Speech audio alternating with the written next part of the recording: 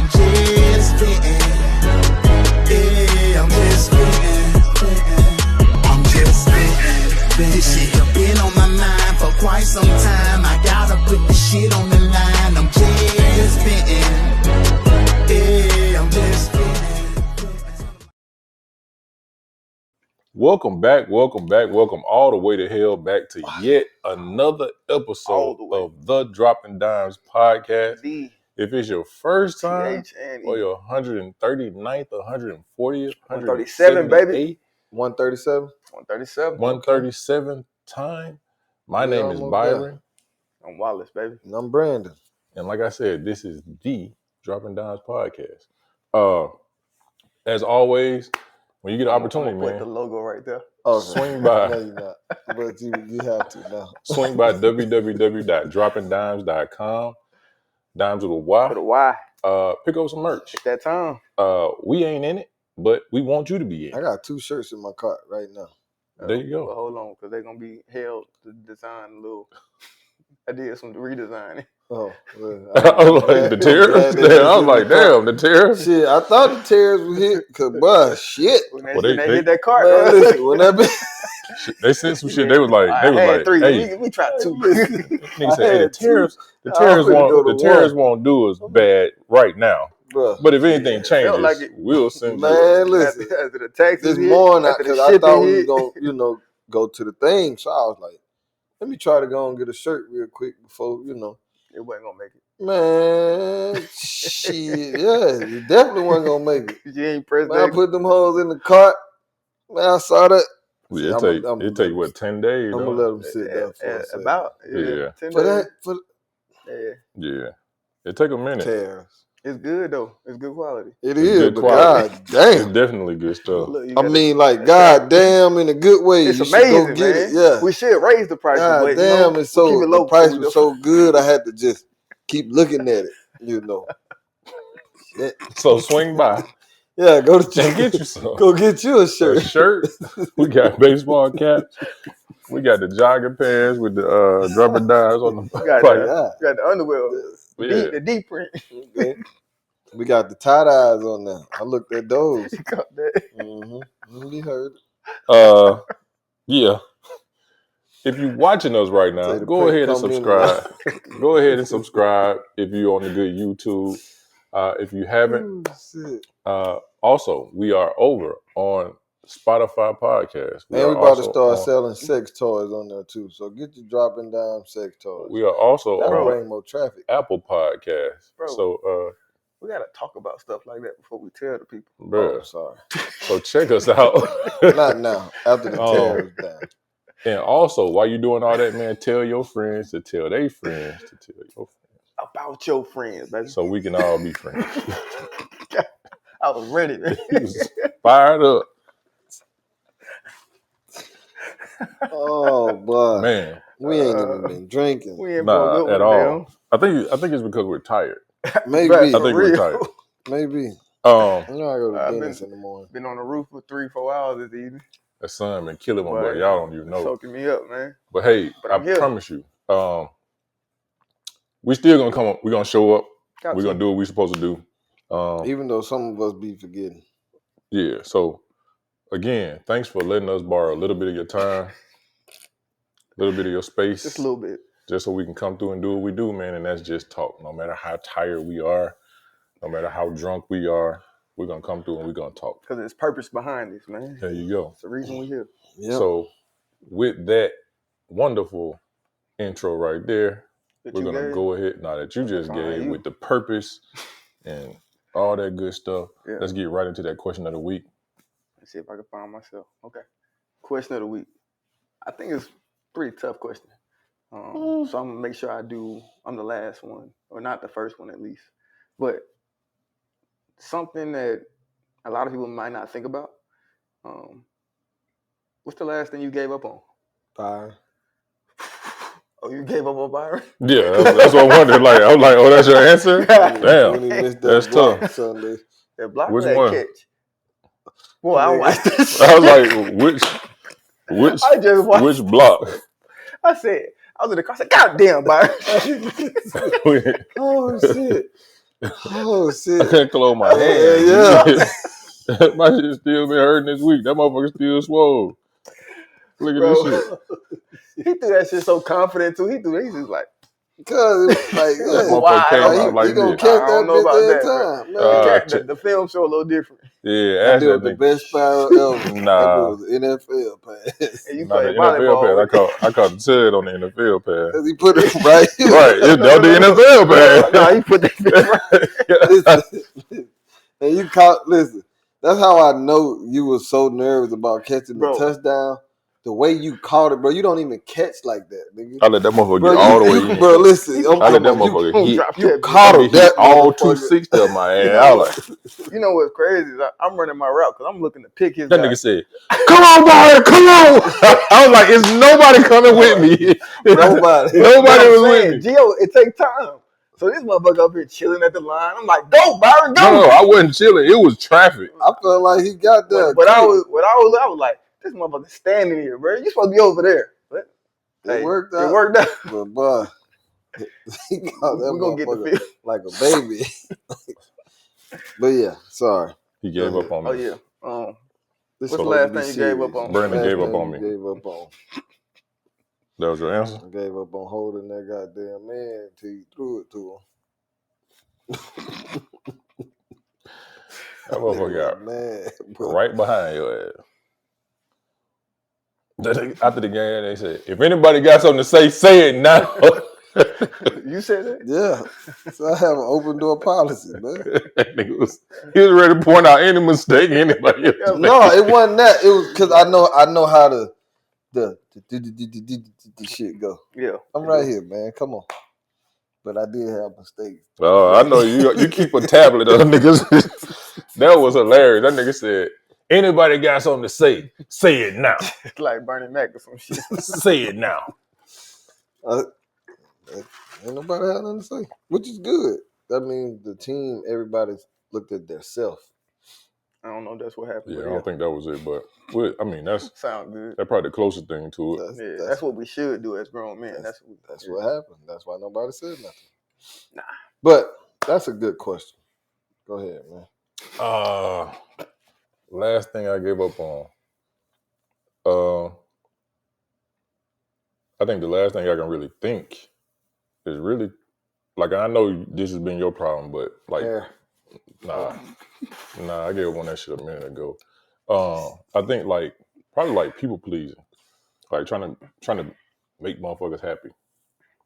Like at this point, hey man, sorry. When did you give up on that? Man, it's been a minute. Maybe like a few years ago. Maybe like 4 or 5 years ago. Where I just got to a point where I was like, because I was still in that mode. Like I would try to make people happy with, like, trying to help them. Now you ever find yourself trying to help people more than they helping themselves? Yeah. I just told Chris that this week. I said, bro, I can't want this more than you, dog. So I think that put me in a bad, like, cause like it was at a point where, like, a friend of mine was unemployed and I was still getting emails from like different websites, you know what I'm saying, about jobs. And smooth, right? Okay. One time when I didn't tell this motherfucker about a job, like, she was like, well, damn, you ain't gonna tell me about the jobs? And I was like, But she made it seem like it was like my fault. You know what I'm saying? So I was just like, yeah, I think I'm out of that space. Because it like, again, like when you want to help people more than they want to help themselves, then it starts to feel like it's your job, right, to be their motivation. Their motivation, their drive. Yeah. And there was a time in my life when I was a trainer and I was like, I don't want to be a trainer no more because I don't want to motivate people. Like, I don't want to have to want this more than you want it. Yeah. So I got out of that business for that reason. So then to find myself in the same, what felt like the same space, I was like, I'm straight on that. What about you, brother? Was that your real answer? What? Like, what was the answer? You said like 3. Oh nah. I was thinking about it and I had some jokes. It's your time, man. One was gonna be I'm giving up on my son learning how to catch the ball. It's clearly. It ain't in us. It ain't in us. He got it from his daddy. It ain't in us. It's just built for defense. Damn. but nah, more serious answer. Bro, I've given up on stressing. Like, can't do it. Yeah. Can't do it. Cannot do it. It's two people I just found out. One girl's my age just had a heart attack. Somebody else I just found out, they were saying about had a cousin or something who was 25 just had a heart attack. Like, bro, I don't have time. Like, whatever's happening is happening. And just deal with it how we deal with it. But yeah, I've the most recent thing I've given up on is stressing. How do you get through things that occur that used to stress you out? You just handle it. Just handle it the best way you can. Like, I'm gonna give you an example, right? I had a flat tire a couple weeks ago. I was just riding, saw the pothole, tried to avoid it, boom, hit it. Like, damn, I just got a fucking flat tire. You know? I just thought about and I needed to be somewhere. Wasn't able to make where I needed to be. It was just a lot of things. But in that moment, bro, I didn't stress, right? So then, like, all right, it's a flat. I'm not to change the tire. Fuck it. Go get a new tire tomorrow. Put my donut on there. Pulled off. The rubber came off the rim of the donut. You can't do nothing but laugh at that shit, bro. You was just getting tested, man. But some people can go the completely other way. Listen. Completely other way. I died laughing. Yeah, you can't do nothing but laugh. Bro, died laughing. I said, man, what the fuck? What's funnier about that is the nigga can't pull it over to help me because he had a real jack. He was like, you need some help? I was like, man, I'm just jacking it. He was like, oh, I got a jack. Yeah. Like, shit, I need to get me one. You having a conversation. I had to jack my shit up. Nigga, 10 minutes. You know what I mean? Boom, threw my shit on there. I was like, all right, bro, appreciate it. He done drove off in the truck. I done hopped in my shit. Cool. Blum, blum, blum. I said, oh, man. So I bag up. I looked the real. I said, man. But God was talking, bro. Couldn't do nothing but laugh, right? Yeah. And so in that moment, like, I was just like, bro, it is what it is, dog. Like, what? But before, it would be something to just like, man, what the fuck? Why the fuck this happening to me? Why is this? Nah, God saving me from something. Maybe I wasn't supposed to get on the interstate. Maybe I just needed some time to just sit there and reflect. Yeah. I don't know while I wait on the tow truck. Yeah. I don't know. But same thing. Just notice the same thing with you. Like, hey, bro, I ain't gonna make it, dog. Like, the car won't start. Come to find out one shit wrong. Bro, that day I was sitting there, and I mean, it was raining that day. Goddamn, car was getting foggy. I'm sitting like, God just saved me from something. Or he's trying to help me see something. So I was like, you know what? Get it fixed. I got to take it in. Bro came in and jumped in. I was like, well, shit. He just told me, slow down. Take your ass home. Sometimes we just need to be still. Sometimes it's just be still. And it's stuff like that. And I'm still, working on it with the family because they could get you in a whole different way. That's the real test right there. The kids and the missus and oh shit. But as far as just whatever, man, like whatever, dog. Like just handle it the best way you can. Like I really just used to like just even with people, bro. I'm not really tripping. Like it is what it is. I hated my reaction when I was telling you about Avery, like when he didn't want to go in the game and shit, I'm like, bro, that's some whole ass. Then it's like, why do I even give a fuck? Yeah, that's how you built, nigga. Okay, and we already knew that. Like, but yeah, so it's just stuff like that, bro. Like, yeah, I'm working on it, but I'm definitely, bro. I promise, and it might, it's probably impossible, but bro, I just want to be happy all the time. I promise. You want to be like me, huh? Oh, no. Bro, life will literally test the shit out of that. Yeah. It will test. It will. And it has, but bro, I just, like, arguing, like stressing. Like we could argue about some football, we could argue about basketball, shit like that.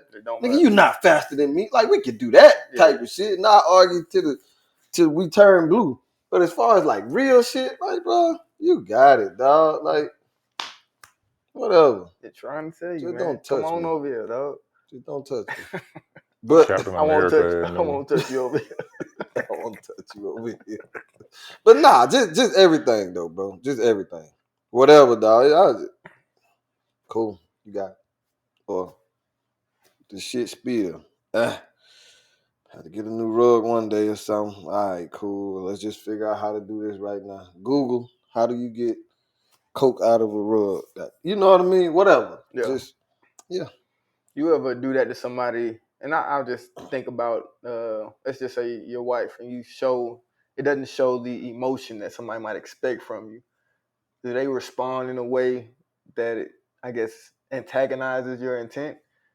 Let's say something happened and she wants to get some emotion out of you, or some riled up in you, and you the reaction, yeah, you just like, that's all right, I'll take care of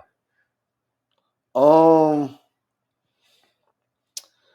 I think this way I think she'll like this way much better. Yeah. Yeah. Because she don't want a reaction out of me. That's the thing. Have you talked to her about this is something I've been trying to do? I'm just doing it. Just doing it. Like whatever. But yeah, just try not to be, stressed about everything. Yeah.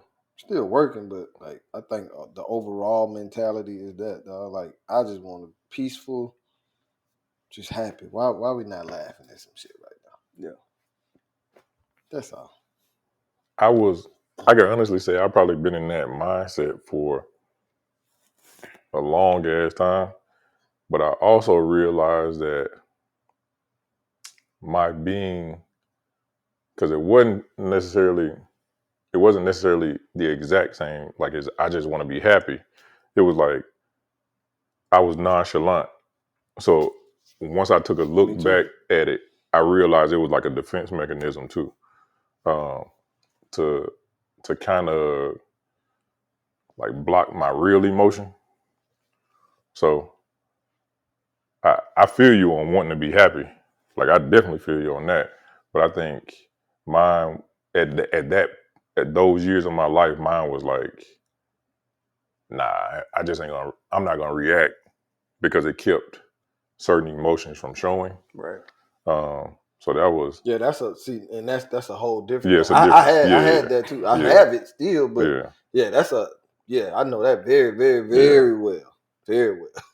Yeah, like it took some work for me to even get out of that. Yeah. Like I had to get to a point where I would even talk about shit, because I'd just be like, and I realized I got it from my father, got it from him, because I remember like when I was a kid, like I heard him say to my mom, he was like, "Go ahead," like she was like, "What you want to say?" He was like, "Nothing.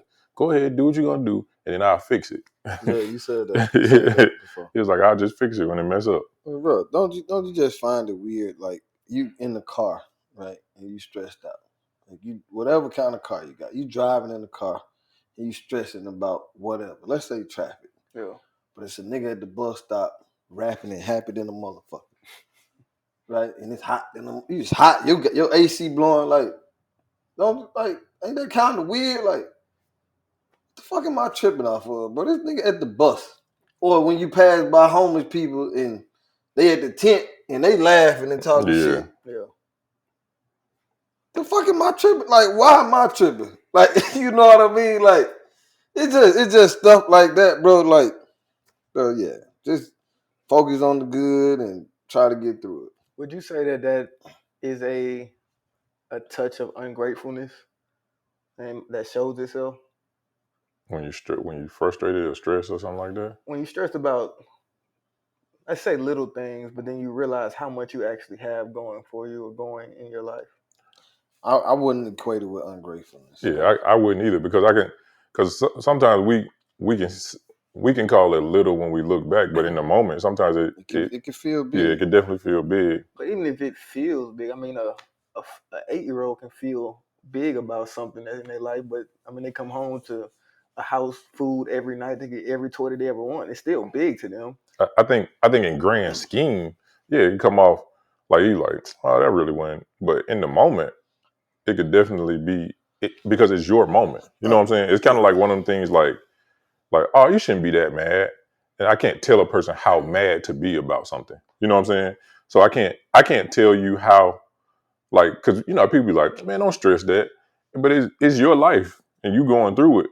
So I could definitely see how in the moment, like that minor stressor looking back could be a big thing in the moment. You know what I'm saying? It's kind of like as a project manager, like in the moment, like when somebody tell you, hey, we were supposed to pour cement over here. You like, hell no, what the fuck?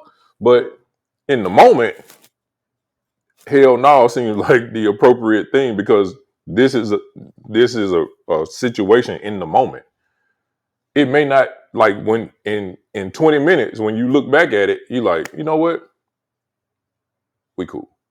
But I think that's a little different than I'm sitting in traffic and I'm mad because I'm sitting in traffic in this car that's conditioned versus somebody pouring concrete in the wrong. But they fucked up. All right, cool. Now my goal honestly in that situation is to get back even as fast as possible. But if like I'm sitting in the good in life and I'm still pissed off about me not being able to move how I want to move in life, but I get to see somebody else that has way less than me, obviously, and is experiencing the joy in life. The reason you want to get through traffic could be something bigger on the other side. That's what I was about to say. But it could be just going home. What if it's just going home? Yeah, like, but because you was pissed off at the place that you were at. So to me, no, I can understand what you're saying. Yeah, I know, I get what you're saying, but I'm struggling with the word ungrateful. And I feel like most people, and honestly, I said it on purpose because I said it to somebody recently, and I saw them trigger. Yeah. But because I feel like I can take that word because I look at them like, you know what, I was being a little ungrateful in that moment. Like I've been in traffic, like, God damn, I just want to get home. This shit fucking sucks. And I'm like, bro, honestly, and this is my mind. I had ancestors that it would have took them fucking a year to make this journey I'm about to take. Like literally, my mind went there. So it's like, what am I mad about? Sit your ass in traffic and in the air conditioning with music playing. Such a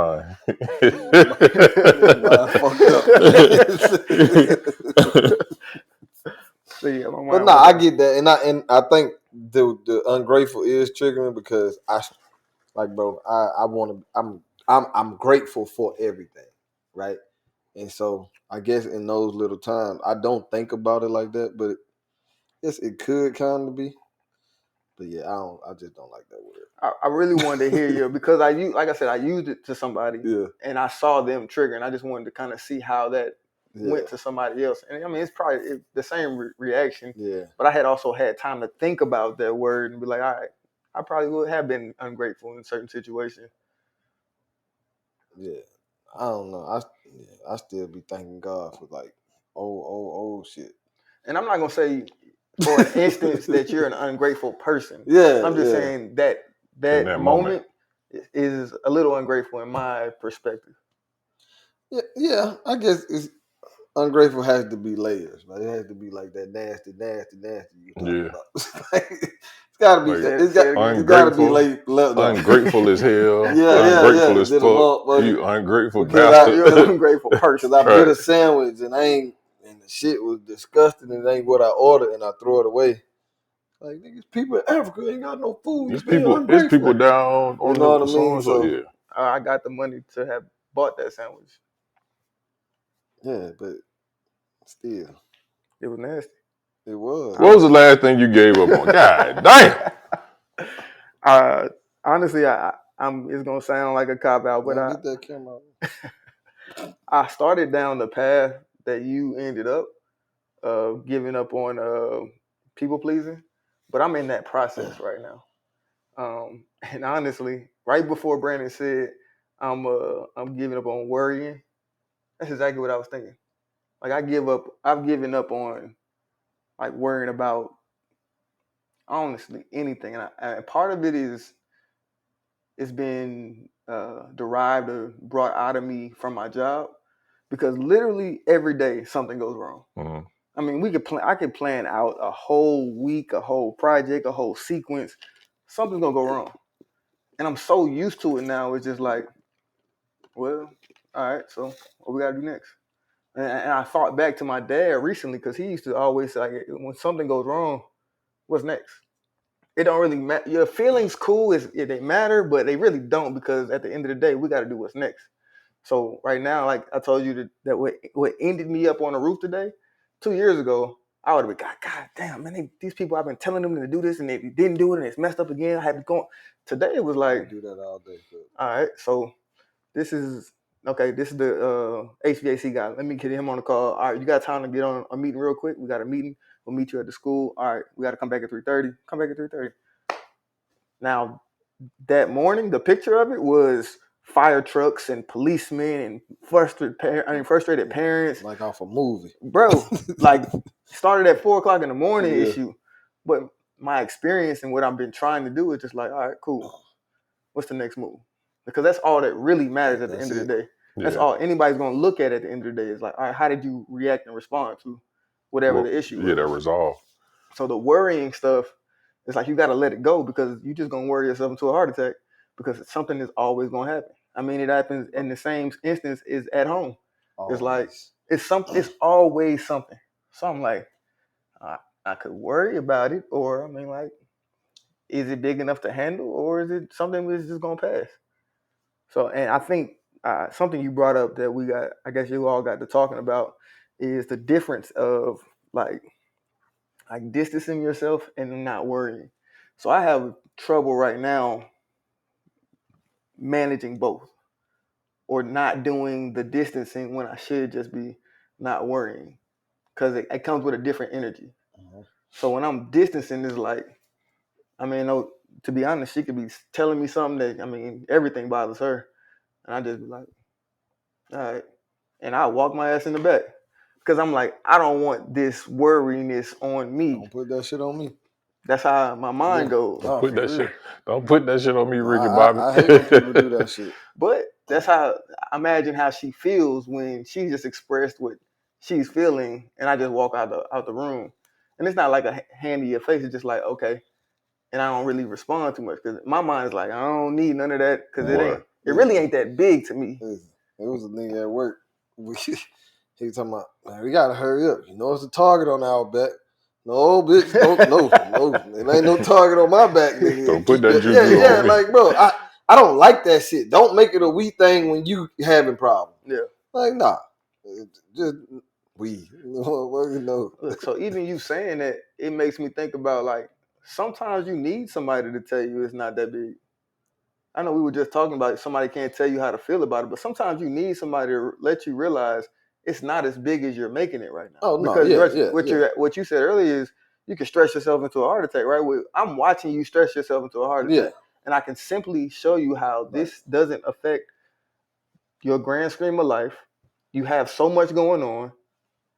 It can look ungrateful that you're so frustrated about life because of this one piece, this tiny piece that can disappear in 2 minutes.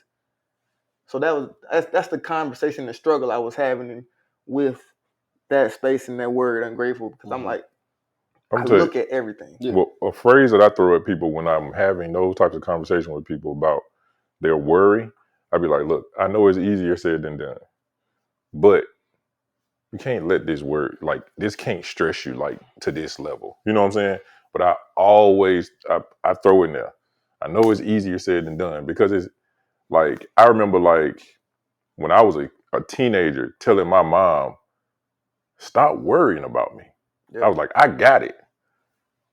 I bet she was like, what the fuck are you talking about, nigga? You don't got nothing. You know what I'm saying? But it was never said, you know what I'm saying? But I bet that's what she was thinking. Like, I was and I remember, like, further down the line, my mom, one time she was like, you know what? I'm gonna just lift my hands at you. I was like, thank you. I think that's a little different, right? I think adult to adult, yes. Like, you can, you can tell somebody, but even, man, something just came to my mind. Even when you was like, it's easier said than done, right? And this just came on mind. So just say it, right? Let's start there. It is easier said than done. So I know this is easier said than done. Yeah. So look, let's just say it. And the power of the tongue. Man, I'm not worry about this shit. Now say it with me. You see what I'm saying? Like it's definitely and so. The more you say it, the more like it'll become what you're saying. So yeah. I get that, but I also know I've seen people in their situation, and I'm saying it to like try to bring them down a little bit, but it has to start there. I think that's it has to start. No, I think you honestly start the conversation like you just said it, and then take it to where he just said it, because that actually gives me an action step that's doable. So I think, so for me, like my thinking is, don't let it take you to a 10. I can't tell you, like, don't. Right. I can say, hey, don't let it stress you to your max. Yeah. You know what I'm saying? Like, don't let it max you out. Don't let it have you seeing red. Like, and I know that's easier said than done, but here's what we should, you know what I'm saying? But that's why I said start there. Because my smart aleckness goes to, well, fucking how? How do I not let it get to a 10? But then that's the next thing is, let's just start with, it's not as big as what I was just thinking it was. Right? Because when you because first of all, it's really just here. Always. Right? So now just put some different words here. And when that shit come up, remember that. The power of the tongue, bro, I'm not gonna let this shit get to me. Man, I remember what Byron said. This shit not gonna get to me, bro. I ain't tripping. Because it's gonna take a minute. Yeah. Right? But every time, if you put that into action, you start to think about other solutions. Like, so, and that'll keep you from just being on that, because as soon as you get there, you automatically think like to yourself, I ain't gonna let this shit get to me. I had to, bro.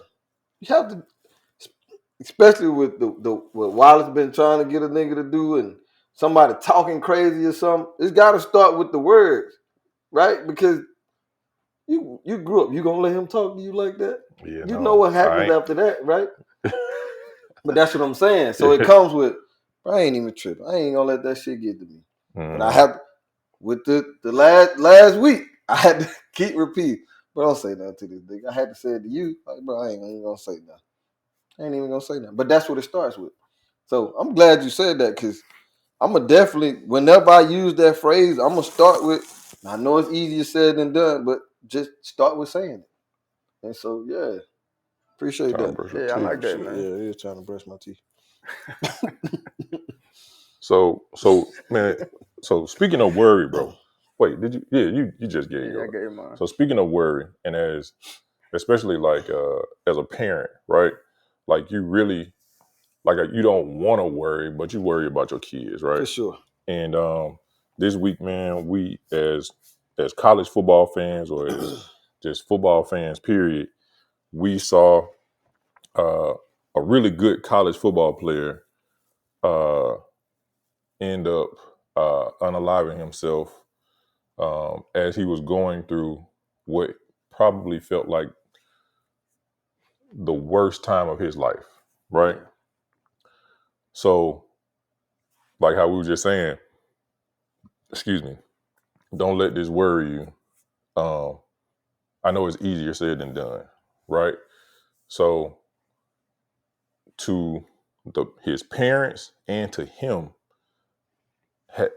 had those words been said, we probably could have been looking at something different.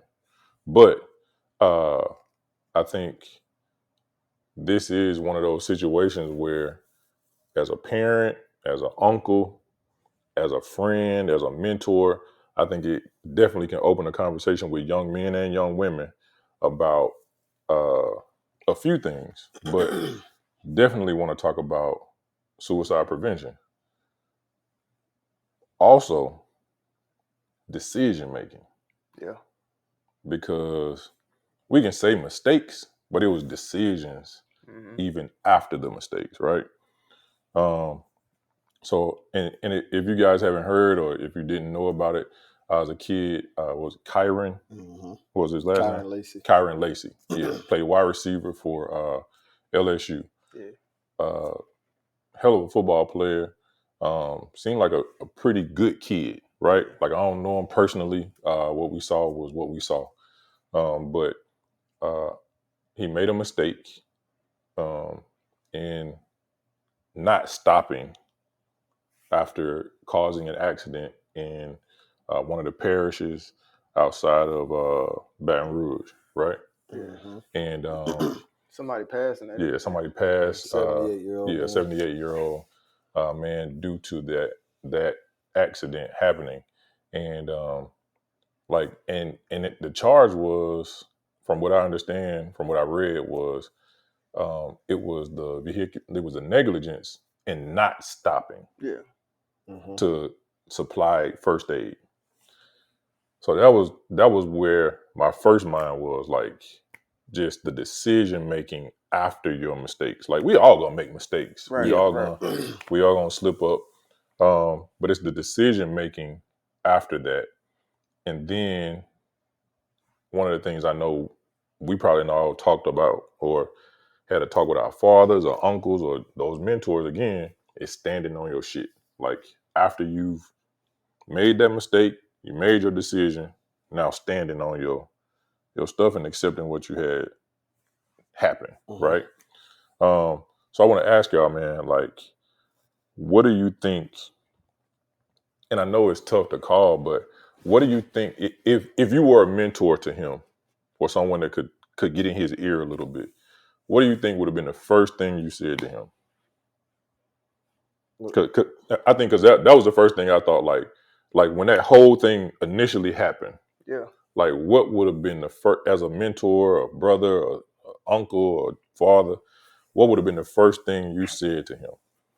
Like, once you found, because it kind of came out after. I think they had to do some investigation and all that. Yeah. What would have been the first thing you said once we found out this information? Now, what would have been your first?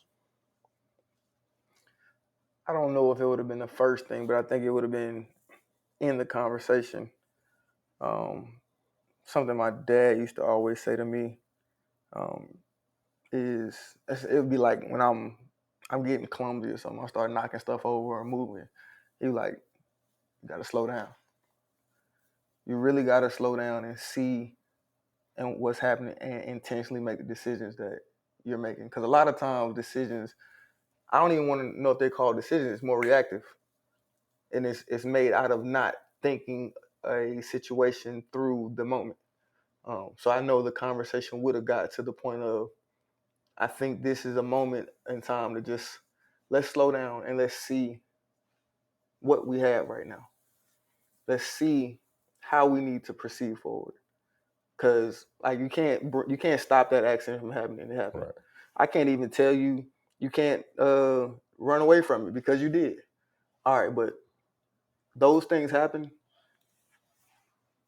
Now let's slow life down and make some intentional decisions about how we want to grow from this moment. And that's a conversation my dad had with me over and over and over again. Because I would always I was a very anxiety-filled child. So I would get going and then knock something over, or going and run into something, or going and whatever. Make a bad decision. I didn't cut some electrical cords because I thought I panicked. Somebody was coming into a room. Yeah, some dumb shit. But I'm still here, bro. But not snatch it out the wall. But electrical engineer. That's where it started. But it definitely would have gotten to the point of, know that I love you. I understand making reactive decisions. I've done it. I've seen it. But let's slow down and let's acknowledge what has happened, but how are we going to intentionally move forward? What about you, brother? I got to go back to something that you brought up, and I'm pretty sure I'm gonna struggle with Big B. a lot. I'm gonna struggle with it a lot. But you brought up the worrying, right? And we said to not be worried, and the struggle of worrying about your child. I think that's It's a little different. I don't know. You can't stop. You can't turn off. You know. No need for it. You got to. Yeah. Because I think about my mom. Like my dad, he a little more, like you got to just let him go at some point. That's what my dad. That's crazy because that's fathers though. Dads are different. Yeah, And not that he don't care, because he'll always be there when you come back. But I'm here, but I ain't worried about you if this what you want to do. You know what I mean? But I don't know if I got that just today. You know what I mean? So, but yeah, that's gonna be tough for me. So let me ask you that: if you see, and maybe so, but if you see your son doing things that you consider productive, developmental, would you worry about? I was just about to say, I think that's where the worry cuts. I think. I'm sorry. Go ahead. I mean, that's gonna be my question. Is like, do you still worry, or is it the same worry as if I know this kid is a knucklehead? I know he's gonna touch the stove, even if somebody showed him, showed him the video, he's gonna touch it. I worry about that person because when they get out in the world, they might not have the internal structure or discipline within themselves to make better decisions. Because to me, I'm more worried about the decisions, about the people they hang around, the decisions, the things that they do, things they get around, get into. Like, I'm worried about those things. But if you have a young man that shows you on a day-to-day basis, and you know your children, nah, Dad, I make good decisions. Nah, Dad, I keep my eyes open. I clear the corners. Like, I communicate. Like, are you worried about that child as much as the one that's going to run his head first into a wall or something? I don't know about if it's as much, but leaving the house to drive. Yeah. Either one, the knucklehead or the fucking good one. Yeah. I feel like it's gonna be the same word. So it's little stuff like that. Like, you going where? Especially my daughter. Dad, I'm gonna go to the mall, my friend. Hey, take the streetway. Don't get on the interstate yet. Dad, I'm 37. All right, still take the streetway. Dad, I have a husband. The streets are just as good as they was. you know what I mean? Like, so yeah, I feel it's gonna be the same, but I think it's just different scenarios. You know, like going off to college. Like, oh yeah, he gonna be all right. Yeah. He going off to college. Like, Lord, keep your hand on him. Just make sure he goes close. You know what I mean? Yeah. You get to a few classes, Lord. You know, but yeah, I think it differs depending on the child. But I do agree that it will never probably ever go away. Yeah. And maybe when we get to we're 60 and our parents are 90, they're like, man, this motherfucker has learned life. But like, even at that 35, and I think I've shown my mother that I can make some pretty decent decisions in life. I guarantee you she still worries about me. Yeah, of course. And I understand it. Yeah, of course. They still do. Yeah. I think it was kind of like when you was asking, like, so, like, do you stop worrying? I don't think it's where you stop.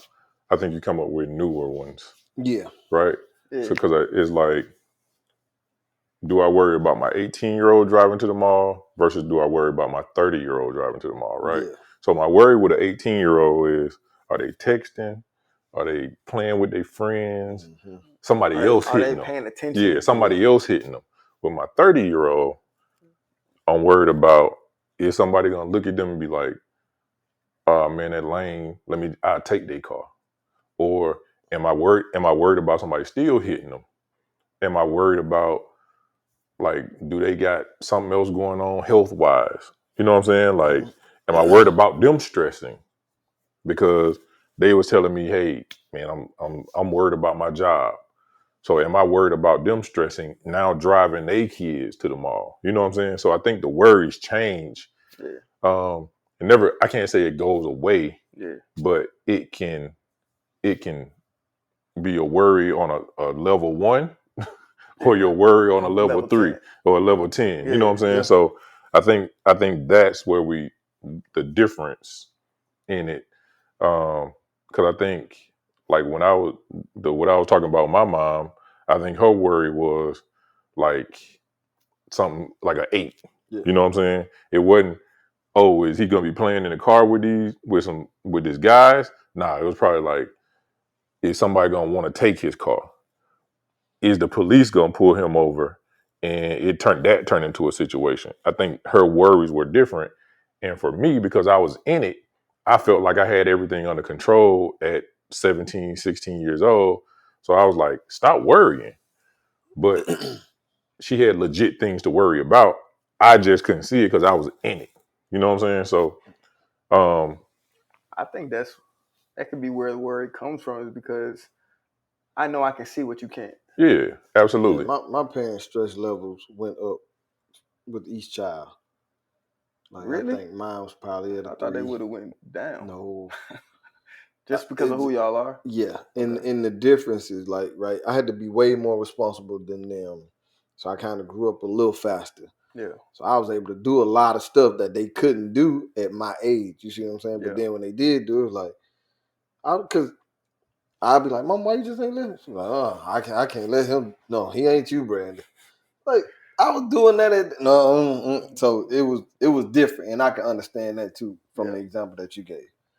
One of the things that his father also said in a statement, he was like I don't care what your kid tell you, like, worry about their mental health. Mm-hmm. And I think that of course goes into the thing that we've been talking about since we started this, like our mental health. And I think it's the mental health of people, period, but young men, young adults, right? Because and the reason I say young men is because I can speak from that place, like where you don't share what's stressing you or what's worrying you as a young adult. And how much is weighing to you? How exactly. much it weighs to you? Oh, go ahead. No, go ahead. So back to the Karen Lacey situation. I just had to speak on the parent stuff because I know that'd be a new stress. But with the Karen Lacey situation, your question was what would you say to him, right? The initial thing, of course, just the homeboy brother type of thing is, bro, we got this. You know what I mean? Like, we got it. I'm here for you. You know, all the cliche stuff. With the situation, his lawyer actually came out and was saying that he was unaware that he had caused the accident, right? That Kyron was unaware. Yeah. Mm-hmm. Okay. Because the way the accident, so it was 2 statements put out from,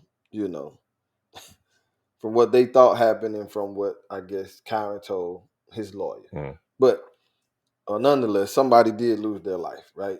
Mm-hmm.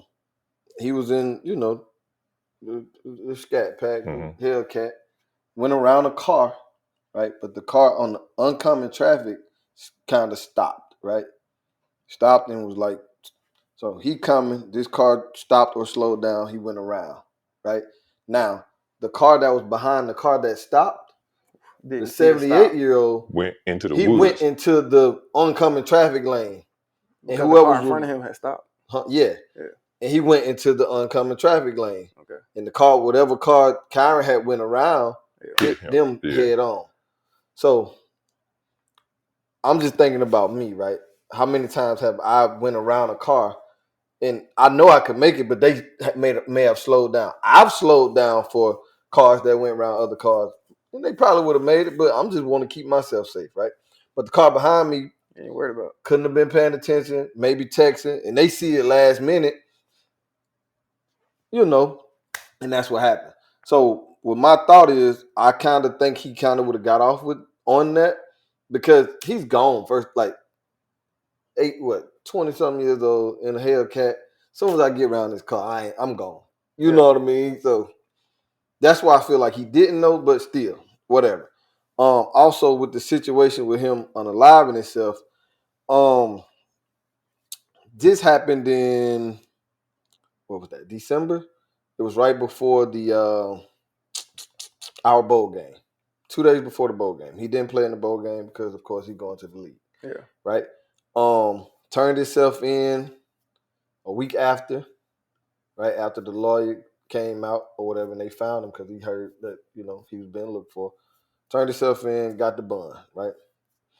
Got out on bond. The hearing was supposed the evidence hearing was supposed to be on this past Monday. Sunday, the reports came out that he got into it with a family member and there was a gun involved. Right? Left the house, so I'm assuming, I think I read, but I'm not sure. They contacted the police. Police found him, but he took him on a high-speed chase. Yeah. He took him on a high-speed chase. He crashed, right? So now I'm putting myself in 24-year-old athlete. Two of my best friends just went to the league last year. I celebrated them. I know I'm next. I go from a top 6 wide receiver coming off the board to maybe now undrafted or last round, maybe, right? Depending on how this thing goes or how the evidence comes out. I'm stressed about that already, but okay, I'm cool. I could do that. All good. I made that mistake. I could deal with that. I get into it with whoever in my family. I'm already stressed about a car accident that I didn't hit nobody. I wasn't involved in, right? I'm already in trouble. Now the police is behind me. I'm stressed about whatever just went on at this family member house. Now I'm running the police. I'm an athlete. I'm supposed to be liked. I've been liked my whole life. I've been told I've been good. You're next. You are next. I'm going to the league. I'm about to change my whole family life. Right? But now I'm right here in this situation. I'm stuck. Running the police. I've always been told I was good. I've always been told I was great. I just took care of my family from LSU NIL money. I'm the nigga. Like, I'm that nigga. My two best friends just went to the fucking league. One of them almost went to the Super Bowl. Like, I'm next, nigga. I'm that nigga. But I'm not. Because I'm running the fucking police right now. Where the fuck is my life going? I crashed. Now I'm thinking, bro, my life is over. Like, that shit, bro. I don't know, dog. Like that I don't know what you say to somebody. I don't know the words you say to anybody in that situation, bro. Anybody. Like, I don't know. I think going back to when he had the first incident, it's recognition of this moment that, because this is probably what I would probably start with, is this is a moment. This is a moment in your life. We're gonna have literally almost billions of them. This is a moment. We have to learn from this moment, grow from this moment. But what else I was just thinking about when you were talking is, what is the outside talk of the people in his family? Because what it brought up is, I got a family member whose mother literally told him, "You're a worthless piece of shit." So that's always gonna stick with that family member, and I see it come out. So what has been the, I guess, the verbiage, the wording, the power in the tongue that has been directed towards him? Because even though you are the guy, it's still people in your family. That's why you ain't going top. That's why you ain't going to the league no more. Exactly. That's why you threw your life away. All you was a football player. Now you didn't throw that away. Well, you ain't shit. Like, you have to be careful of what, because you might just be feeling like, I got to get this shit off of me, but you don't never know what that shit is doing to somebody who's receiving it. And that's one of the things I really want. Like, that's part of what I be trying to tell our stupid ass team. It's like, be careful what you saying to somebody, because I always come to somebody and like, look, you don't know what this man is going through in life right now. And you saying this shit right here about a recreational football game is not helping nothing in life. But we don't have the control. We don't see the impact, the power that we do have when we do speak to people, when we interact with people, how it can uplift them or put them in the dirt. Yeah. And I have a problem with the unaliving yourself, bro. And I don't know if it took this or what, but dog, like, I don't know. That, like, I don't know. That shit resonated with me, bro. Like, that shit just, I don't know. That shit crazy. When you say you got a problem with it, what you mean? I just feel like it's cowardly. I'm just not with that shit.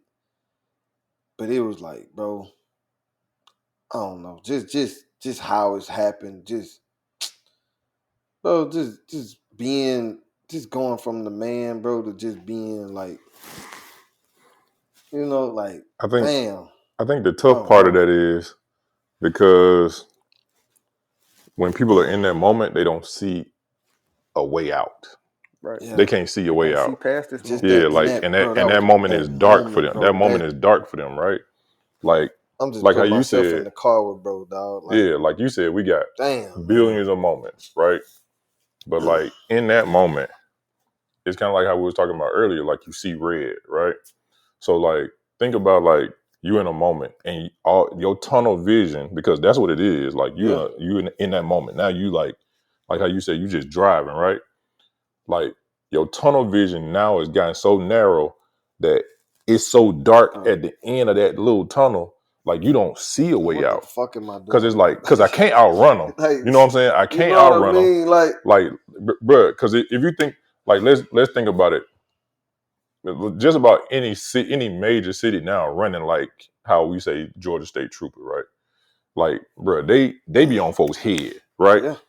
Any major city, they running the same thing. They running Camaros, they running Chargers, they just as souped up. Yeah. You're not gonna outrun them. And we know who you are. Yeah, and we know who you are, right? Because then already your name already hit our radio. We know who you are, right? So you driving, and that tunnel just getting smaller and smaller and smaller. So that's like, I know, and I've felt the same way because I've had family members who took themselves out, right? Yeah. But and then I was like, damn, like, but I had one fairly recent that did it, and in my mind I was like, why you just didn't talk to us? Like and that's me too. Like, bro, ain't nothing that fucking bad. But like I said, I don't know why this one just hit different. And I think, and it's just like when I said earlier, like, because I in my moment, in my own selfish moment, I'd be like, it ain't nothing that bad, right? But it's just like what I said earlier, like, I can't tell you how to feel. I can't tell you how to react. Like, it's like when you say to folks, man, like, you like, man, you shouldn't even be that mad about that shit. You can't tell folks how mad to be about some shit. You don't know, because I don't know what you're going through, right? It's just like what we always talk about, our flag football team, right? You be like, man, what the fuck is you doing? You don't know what's on his mind. He just lost a family member. Yeah. Right? So, yeah, his whole 100% might not be on this football field. So, when you yelling at somebody, then when they come back at you, then it's like, whoa, you shouldn't even be mad at that mad. But you don't know what they're going through, so you don't know why they're that mad. Right. So you can't tell them how mad to be. Yeah. You can't tell them how to react. What we can do is hope that you don't overreact, what we consider overreacting. So how do we create influence? Because I don't know if I can tell you how you should feel, but I feel like I can tell you this is how you shouldn't get to this point. I think, man, what we have to do is continue to make communication a key, right? Because until we learn how to start expressing our emotions verbally, we're gonna still see people lashing out. Just like another situation that happened with a young man. The young man that played used to go to Southern. The football guy, you seen that? Choked the little girlfriend. No, I didn't see that. She apparently broke up with him. We don't know what the situation was, but they were saying she broke. Camera too. Yeah, it was on a neighbor's, because everybody got a Ring doorbell or something.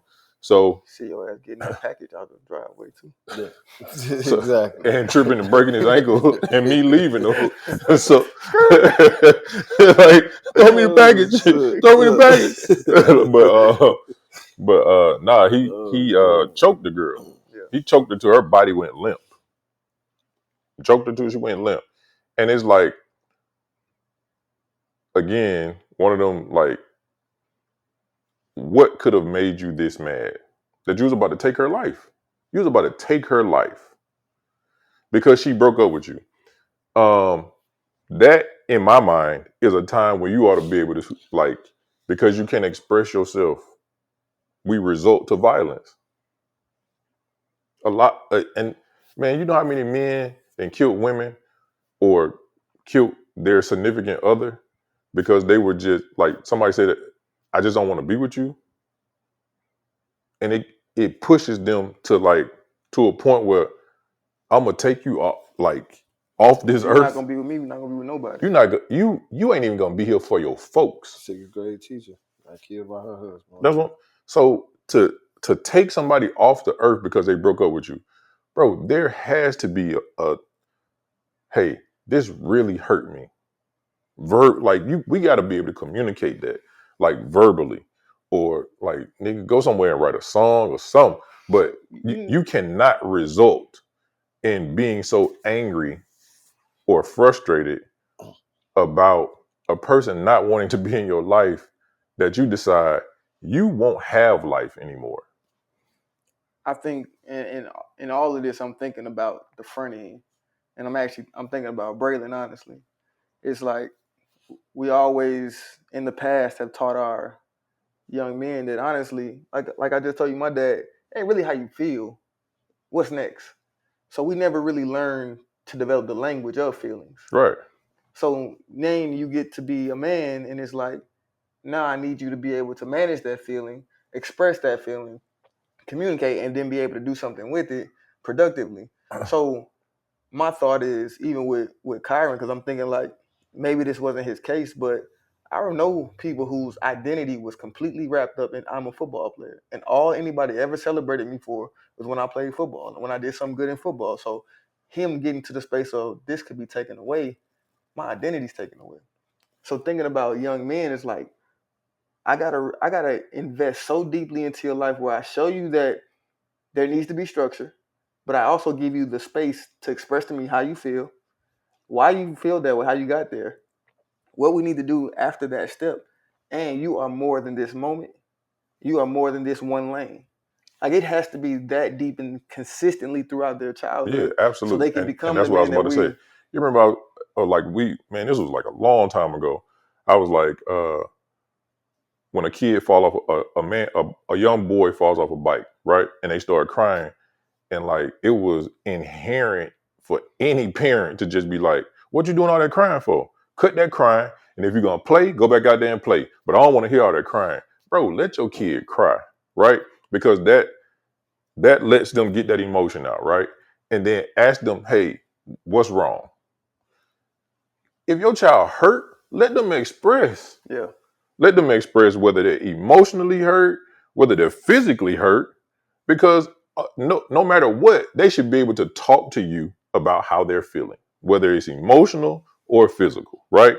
So that's where we got to start it early, letting them be able to talk. Yeah. Because if we start cutting them off at the head that early, they're not gonna feel like they can ever open up to you. And those emotions will always be there to build. They just won't have the outlet for them. And like we said, episodes 7, 18, 14, 35, 30, yeah. 22. Like we got a bunch of episodes. if men aren't able to talk about their emotions, the way that they're gonna express it is gonna be with an explosion. Yeah, I had to experience that with my son this past football season. Like he was crying, and I was like, "Cry, let it out. Yeah, go ahead, keep crying. I don't care."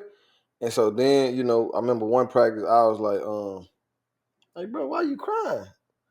I ain't understand it then. And he said, Dad, I'm not crying because I'm hurt. I'm crying because I'm mad. I was like, oh, bet. Nigga, handle your business. Whatever you need to do. You know what I mean? But express it. Like, you know what I mean? If this how you gonna, do your thing, oh, Lord, have mercy. Do your thing. But it's just on us today, fellas. Look, we still got us. Oh, man. That's funny. Hey, but look, I'm actually waiting. Like one nephew of mine just lost his girl. Like they just broke up, and I'm like, yes. Oh yeah. All right, let's how talk. Old? 23. Shit, that's late, but that's cool. Yeah. Early enough. I got another nephew. That's good. That's I got a good another, early. and we've been talking like that's why I was about to say it's a good early because he can communicate. Let's talk. Let's see how you feel. What's next? Don't fall back in the same trap. And I got another nephew who's 14, and he and his girlfriend like this. I'm like, ooh, go ahead and see that's fall that shit off. Go ahead and take that bitch off. That's when the heartbreak need to happen. I'm like, please do it because I want him to feel it, but then let's talk. Yeah. Let's talk about what your experience was in that relationship and what you felt. And I didn't have nobody to talk to then, and it turned me to an animal. Like, I think boys need to experience it, and they need to be able to talk it out, because if they can realize early enough that you can have your heart broken too. Yeah. Like it ain't just you doing all the breaking. Right. You know what I'm saying? Yeah. It ain't just you hurting all the feelings. Like that's what happens to a lot of men.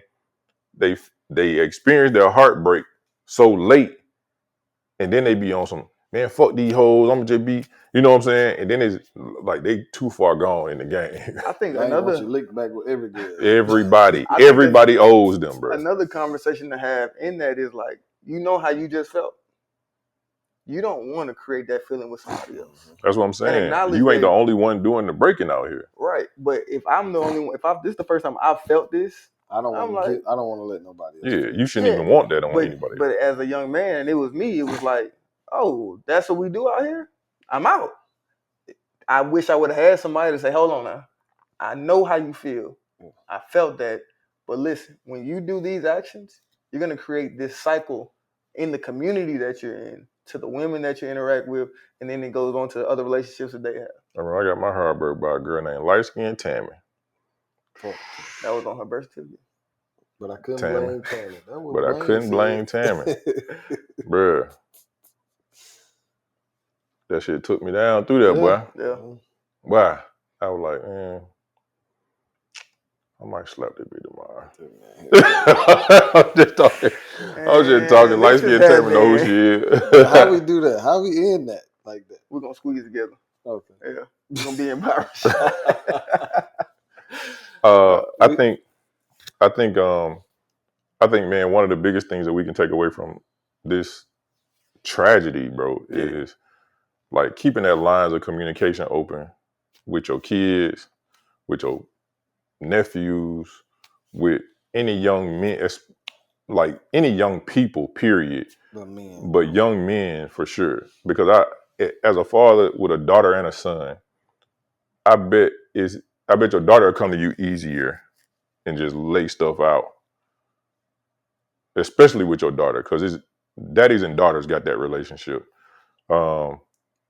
But your son, as you know, when he get to a certain age, he may he talk to his mama now, I'm sure. Now.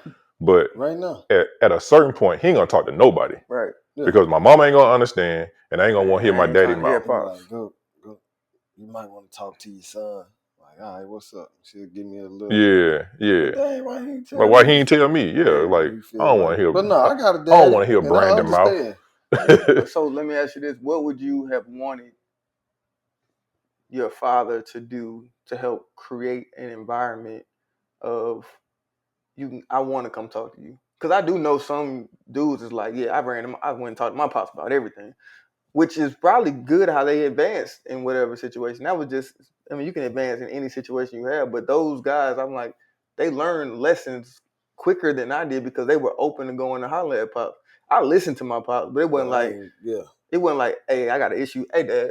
No, it was like he told me stuff and I listened. And that's the relationship that I want. And what I think kept me from that, I want the hey pop, you know what I mean? Because I like them relationships when I see that. Man, my dad did like, man, that's dope. You know, I think we've never had I've never felt comfortable with opening up. Like we were never able to have an opinion about shit.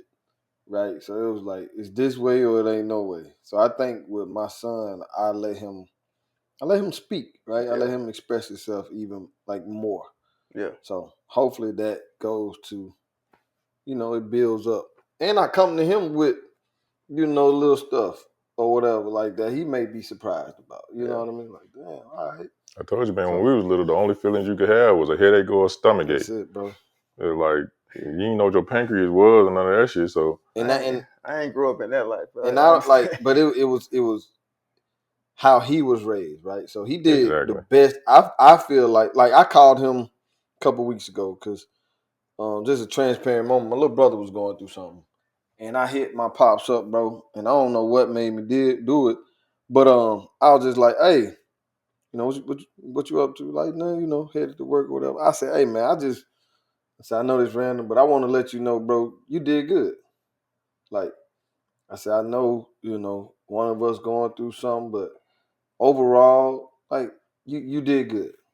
That's strong, bro. Yeah, I said you did good. He was like, he like me, like that, all that. He was like, oh man, I just did what I was supposed to do. Yeah, man. he was like, yeah, shit like that. He was like, but I appreciate that. I was like, nah, I just, want to let you know that. Like, so don't ever feel down on yourself. I said, and I don't think you would, but you did good. And good, like, that's a dope moment. We didn't want for nothing, like that or whatever. Like, especially, I tell you, when he got money, took full advantage. Yeah. We got it through my mama, but we know where it came from. You know what I mean? Yeah. But you overall, he did good. Realistically, they did the best they could with what they had. Yeah. Like we and I said this on here a few times. All this mental health talk, this shit didn't start till like the 90s. Like after that. Yeah, like cause like other communities might have been on that shit. Yeah. Shrink, that was the term back in the day. Yeah. But like our community said, what happens in my house stay in my house. Yeah. So that shit wasn't, and some of us didn't have insurance to do it. Over it. Yeah, or pray it off. Yeah. So all this didn't start until the 90s or later for us. I think they did the best they could do with what they had. Like, realistically, a lot of our grandparents were 2 generations removed from being slaves.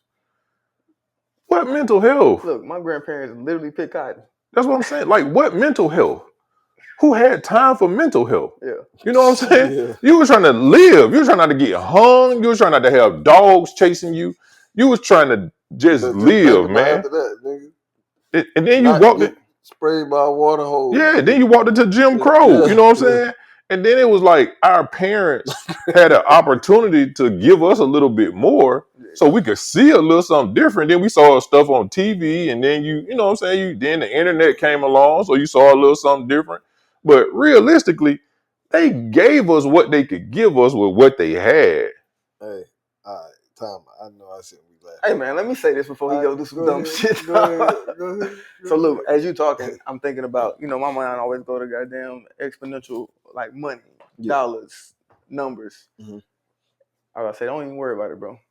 Thinking about an exponential curve, it's always very low for an extended period of time. And that's our family fighting their ways through slavery, making it out of slavery, fighting their way through Jim Crow. And now we got this opportunity that Byron is talking about. It's up to us now to create that exponential growth. And it's got to be so intentional because this moment could be lost. Yeah. And we have to take the time, like we just went through, that you're going to have to go through with Braylon. We got to take the time and intentionality and the space to create. So when he takes off, it's out of there. Yeah. We are that friction point where now it's about to release. And our parents, you think about a slingshot, our parents, our grandparents, our great-grandparents, they've been pulling this thing. It's not for us to let that thing go and fly. So the generations beyond us, you're not going to get it, bro. I think we are more. Because you got to do too much to get it back started. So come on back. We're going to get close to you. I think we are more intentional these days, though.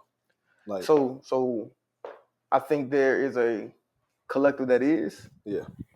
I want to see it more enveloped in because just even sitting out on the field after that game on Sunday, just talking to Gio, talking to Luke, like their whole mindset is, man, fuck this shit. I'm not trying to grow. I'm not there yet. I'm like, bro, you have to intentionally take the opportunities to take steps forward. They should have been on the Montgomery documentary. That was them niggas said. But so I want it to be not just Wallace is Captain America doing his thing. I want us to like, yo, I hear what you're trying to say. Like, how did you get to that space? What did you go through? All right, I've done this and I'm trying to do this. Like, we have to have those conversations and development. So now you can take it back to your family, your world, and create that spread that we're looking for.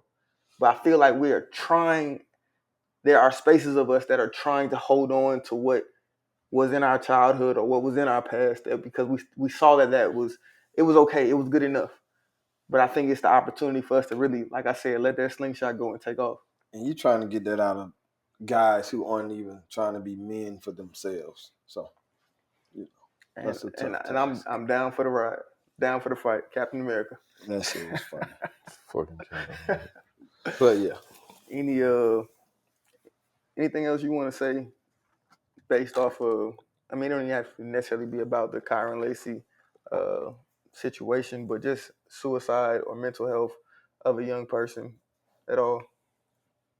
I think the first thing we have to remember to instill in young people, adults, whoever's going through that particular type of situation is, man, that's just a moment. That's just a moment. Like, let's talk through your moment. Like, let's talk about what got us to that moment, but let's talk through this moment, because on the other side of that moment, if you decide to go through with this, I feel like right before that happens, you'll wish you weren't there. I feel like if you take the steps to unaliving yourself, I think right before you get to that moment, you'll feel like you shouldn't be there. You know what I'm saying? I feel like let's just talk through whatever it is that you're going through, no matter how big it seems to you or how small it seems to me. Let's talk through it. And if you still feel the same on the other side, do your thing. I'm not condoning it, but I understand. You feel what I'm saying?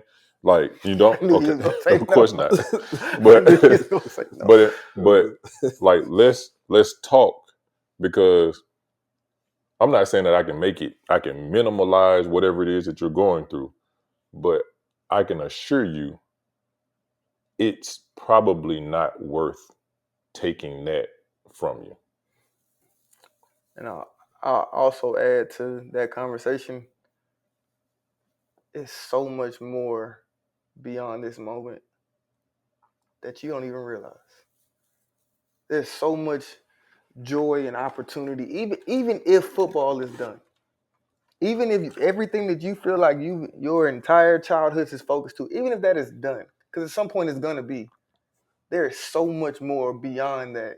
What's crazy is we've seen to try to live for. We've literally seen someone just go through a very, very similar situation, right? Another football player with a car accident. And I feel like it's going to get another chance. I agree. You're talking about Henry Ruggs. Yeah. I think Ruggs is going to get another chance. I don't know. Like, we don't know everything about that particular situation with Kyron. But know that if you're still here, there's still, like you said, there are other opportunities on the other side of this. Like, you're 24 years old. To think that, man, this is the end at 24 because of one situation? Or even if we don't know that there are multiple situations, even if it's multiple situations. Yeah, like, it's still something on the other side of all of those. Yeah. Like, no matter what, like, bro. Yeah, I wish, like, with my cousin, I just wish I would have had an opportunity to have a conversation before you made that decision. That's all. I wish somebody had an opportunity to talk to this person, to him, to whoever. Like, if you had a family member that you've experienced a family member taking their own life, I feel like I wish your family member had an opportunity to talk to somebody before they did it, that could remind them that there is opportunity on the other side of that, or whatever their situation is or was. Well, I'll end it with prayer. I know that's the cliche thing, and we always saying pray stuff away. I'm not saying pray it away. I'm just saying pray through it. talk to somebody. Earlier with telling that story, like I said, like I don't ever agree with the unaliving, but for some reason, man, I don't know. I felt like I understood, and I don't not understood as to why he did it, but I understood why he got to the point. Just right? Scared. Yeah. But again, pray, man. Pray. Like I said, talk to somebody. Find you somebody positive in your life. Male, female. Just get a good group, man. Just try to stay positive. They got hotlines for that too. Like, I don't know the number, but they got, suicide hotlines you can call. Anything, man. But that's not the answer at no age. You still got a lot of life to live. Somebody loves you, even when you feel like nobody does. Somebody does.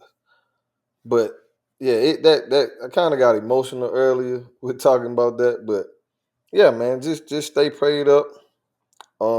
Just know we love you. We don't know you, but we love you. Get in the comments. Hell, if it's you. You know what I mean? I guarantee everybody we respond in. We love everybody except Gates. But yeah, that's kind of all I got for that situation. But, the last thing I'll say is it's not gonna be towards Kyron or that person on that end of it. It's all the people around. It's all the people that you might think that you're trying to help someone create one opportunity, but look at that person from a child to adolescence to adulthood as a whole person and try to help them grow you can only do from your experience, but from your experience, try to help them grow as a whole person. So they are able to learn how to understand their feelings, communicate their feelings, strive for whatever they're trying to go after, learn how to fail, all these things so a person can get past moments and realize they are just moments. That's it. Just a moment. Yeah. It's our only camera. Since all hearts and minds are clear. Yeah, I'm good, man. Clear they gonna get. Hey man, this was a real quick. I hope nothing that we said offended anyone. Right. In this circumstance, we feel like this was a conversation that needs to be continued and had amongst different circles. It is stemming from this circumstance, but we don't want to disrespect anybody in any type of way. But this is a conversation we felt needs to be had. Absolutely. I definitely felt like it was a tough talk. We don't know this kid personally. And like Brandon said, it affected him emotionally. You know what I'm saying? Like, it starts to resonate because these are young men. And for us, we've been this young man. You know what I'm saying? I know I've been in trouble and had a moment. Like, I remember having a moment where I couldn't see what the next moment was going to look like. And it can take a strong mind to get over that. And it can take a strong mind to make that decision that he made. We just want that strength to take you to your next opportunity, your next moment versus the latter. And we appreciate you letting us borrow a little bit of your time, just a little bit of your space, just to come through, man, do what we do. And that's just talk. Wasn't a fun talk, wasn't necessarily about laughter this time, but definitely one that we needed to have. So if all hearts and minds are clear. Yes, sir. Good, baby. Hey, we appreciate you. See you on the next one. We love you. And we really mean it. We love you. Oh, yeah. This how I'm feeling inside. Every line that I write.